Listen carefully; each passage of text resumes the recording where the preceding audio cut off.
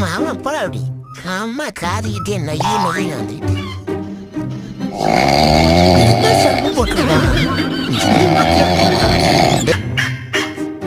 நான் யாரு தெரியுமா? நான் எந்த வகையில தெரியுமா? நான் உண்மைய ஐயோ தம்பிட்டாங்களா இப்ப பாரு அந்த ஜூனியர் கமலோட ஆக்டிங் இப்ப புரியாதா ஆக்டிங் ஆஸ்கார் அவர்கூட ட்ரம்ப் மச்சான் சீக்கிரடா வந்துருக்கூடாது ஐயோ வந்தாளா நான் ஒன்றும் பண்ணல எல்லாம் அந்த பக்கத்துல இருக்க அந்த நாயால தான்